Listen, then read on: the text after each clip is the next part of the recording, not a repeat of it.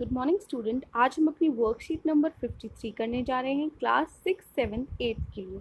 हमारी डेट 4 सितंबर 2020 के लिए। उससे पहले आपको अपनी डिटेल्स फिल करनी है।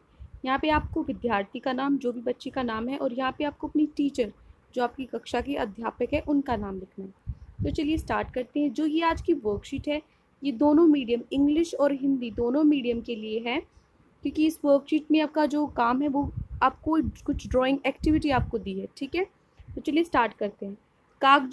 कागज़ों को गलाकर लुगदी तैयार करना पेपर मैशी कहलाता है। मीन्स क्या, जो कागज़ हैं उनको गलाकर, मान लो उनको पानी में डुबोकर हम गला देते हैं और उनकी एक लुगदी सी, उनकी एक बोल सी बना लेते हैं उनसे, तो उसको हम क्या बोलते हैं? Paper meshy. तो कागज़ों को गलाकर लुगदी तैयार करना पेपर मैशी कहलाता है। दशहरे जैसे मुख्य त्योहारों के अवसर पर रावण और मेघनाथ के मुखौटे व दक्षिण भारत में कथकली नर्तक व नर्तकी के मुख भी पेपर मैशे से तैयार किए जाते हैं। आपने देखा होगा कि जब दशहरा आता है तो हम रावण के या फिर वैसे भी बहुत सारे मुखौटे हम तैयार करते हैं, मुंह पे आप लगा के, जिसमें डराते हो सबको, या किसी और का मुखौटा आप ओढ़ते हो, कोई कार्टून भी हो सकता है। तो किस चीज़ के बनते हैं? वो पेपर मैशे से ही तैयार किए जाते हैं। उत्तर भारत में खड़िया मिलाकर कटोरदान व टोकरियाँ बनाई जाती हैं। जो हमारा इस तरफ का नॉर्थ इंडिया है, मतलब उत्तर भारत है, वहाँ पर खड़िया मिलाकर, खड़िया मतलब एक टाइट सा चूना पत्थर होता है, खड़िया मीन्स चूना पत्थर, उसको मिलाकर कटोरदान में टोकरियों बनाते हैं अपनी तरफ, उत्तर भारत की तरफ। ठीक है, उसके बाद है पेपर मैशी के लिए ज़रूरी सामग्री। चाहिए क्या है आपको? ये पिक्चर्स बनाई हुई है, ये आपको नहीं बनानी है, ये सिर्फ दिखाने के लिए कि हम क्या क्या बना सकते हैं पेपर मैशी से और कैसी चीज़ें बना सकते हैं। तो पेपर मैशी के लिए ज़रूरी सामग्री, क्या क्या ज़रूरत है, किन किन चीज़ों की आवश्यकता है ये पेपर मैशी बनाने के लिए? टब, कागज़, जाली, तार, प्लास्टर ऑफ पेरिस, चावलों की लेई, नीला थोथा, चाकू, कैंची, मुसल, उखल व विभिन्न तरह के ब्रश पेपर मैशी के लिए ज़रूरी है। तैयार कैसे करना है? लुगदी कैसे तैयार करनी है? देखो, टब में पानी भरकर कागज़ के छोटे छोटे टुकड़े आपको तोड़ने हैं और उन्हें अच्छी तरह भिगो देना है। ठीक है, गौरतलब है कि पानी कागज़ों के ऊपर रहना चाहिए। ठीक है, जो पानी है, वो जो कागज़ है वो डूबने चाहिए पूरे, और पानी उनके ऊपर होना चाहिए। हफ्ते भर बाद पानी को बदल लेना चाहिए। 2 हफ्ते बाद कागज़ के टुकड़ों को टब से निकाल कर देखना चाहिए। यदि टूटे हुए कागज़ का रेशा छोटा निकले तो समझ लेना चाहिए कि कागज़ लुगदी तैयार हो गया है। उसके बाद उखल में गलाए हुए कागज़ की लुगदी को कूटना चाहिए। जब आप वो निकाल लोगे, पहले ही वो छोटे छोटे हो जाएंगे पानी में गल कर, लेकिन उसके बाद आपको उनको, जो उखल है उसमें कूटना भी है। ठीक है, नीला होता हुए गोंद मिलाकर उसे तैयार कर देना चाहिए। आपके पास, और उसमें क्या, जो फेविकोल है या कोई भी आपके पास गम है, उसमें मिलाकर आप उनको मिक्स कर दो, कागज़ों को और उस फेविकोल को मिक्स कर दो। ठीक है, तो आपकी लुगदी तैयार हो जाएगी। तो लुगदी में क्या करना है आपको? सिर्फ पानी में कागज़ डुबोने हैं और उनको तब तक डुबोए रखना है जब तक वो छोटे छोटे टुकड़ों में बिल्कुल गल ना जाए, और गलने के बाद उनको कूट कर उनमें फेविकोल मिलाकर उनको घोल देना है। ठीक है, उसके बाद बनाने की विधि। बनता कैसा है? जिस वस्तु का आप मॉडल बनाना चाहते हैं, जो भी आप बनाना चाहते हैं, मुखौटा या फिर कोई मूर्ति, आप चित्र या खिलौना सामने मेज पर रखिए। उसकी आप फोटो सामने रखोगे तो वस्तु की लंबाई चौड़ाई के हिसाब से आकृति तैयार कर लीजिए। उसके बाद जो आपके पास लुगदी है, उससे उसकी हाइट कितनी है, आप कितना बड़ा छोटा बनाना है, वो आप तैयार कर लो। अभ्यास करते करते आप अच्छी आकृति बनाना सीख जाएंगे। जैसे आप प्रैक्टिस करोगे तो आप अच्छी सी एक आकृति बना लोगे।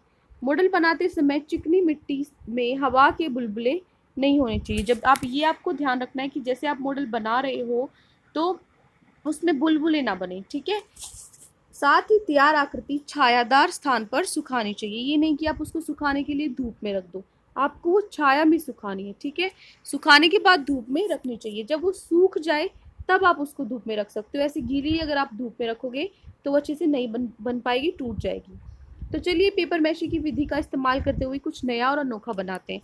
तो आपको क्या करना है? कुछ नया बनाना है आपको। इन ज़रूरी नहीं है इन पिक्चर्स में से देखकर बनाएं, कुछ भी आप अपनी तरफ से जो आपको अच्छा लगे वो बना सकते हो। तो पहला प्रश्न है, आपने पेपर मैशी द्वारा क्या बनाया और कैसे बनाया? क्या लिखना है आपको? जो भी आप बनाओगे आपको वो लिखना है यहाँ पर। जैसे कि मैंने एक कटोरी बनाई। ठीक है, मैंने पेपर मैशी द्वारा कटोरी बनाई। ठीक है, कटोरी बनाई, ये आपका उत्तर हो गया। उसके बाद इसने लिखा है कि कैसे बनाया, तो वो आपको ऊपर से ही लिखना है। आपने क्या किया, जैसे जैसे आपने बनाया कि मैंने पहले ये आपकी जो विधि थी यहाँ से आप लिख सकते हो, ठीक है, कि मैंने क्या किया, पहले कागज़ को छोटे एक टब में डुबो दिया, जब उसके छोटे छोटे टुकड़े हो गए मैंने इनको निकाल कर उन कागज़ों को कूट कर उसमें फेविकोल मिलाया और उसके बाद अपनी कटोरी की आकृति तैयार की। ठीक है, ये सब आपको लिखना है, आप यहाँ से हेल्प ले सकते हो। ठीक है, उसके बाद आपका सेकंड क्वेश्चन है, क्या ये पर्यावरण के अनुकूल है, जो हमारा इन्वायरमेंट है, हमारी प्रकृति है, क्या उसके लिए अनुकूल, उसके लिए सही है? हाँ बिल्कुल सही है, तो आप लिखोगे हाँ। उसके बाद ये लिखोगे यह पर्यावरण के अनुकूल है, फिर लिखोगे आप, ये आप ऐसे लिखोगे के अनुकूल है। क्यों, कैसे? क्योंकि पेपर मैशी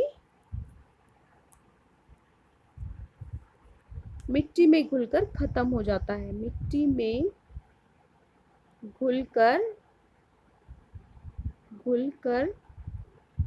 खत्म हो जाता है, खत्म हो जाता है। देखिए जो बाकी चीज़ें होती हैं जैसे प्लास्टिक की बोतलें हैं या वो सब है, तो वो बहुत ही सालों में ख़त्म होती हैं। ठीक है, हज़ारों साल लग जाते हैं इन चीज़ों को ख़त्म करने में, लेकिन जो ये पेपर मैशी से जो भी हम बनाते हैं, ये आप जैसे मिट्टी में फटाफट से, ये थोड़े ही टाइम में, 1-1.5 दिन में ही, या अलग अलग जिस तरह का आपने बनाया है उसके हिसाब से ये ख़त्म हो जाता है। ठीक है, इससे कोई हानि नहीं होती हमारी मिट्टी को या हमारे प्रकृति को, हमारे पर्यावरण की। तो आप इसका उत्तर लिखोगे हाँ, यह पर्यावरण के अनुकूल है क्योंकि पेपर मैशी मिट्टी में घुलकर खत्म हो जाता है। ये आपका उत्तर है। और यहाँ आपको वही लिखना है जो मैंने आपको बताया था कि मैंने पेपर मैशी द्वारा कटोरी बनाई। कैसे बनाई?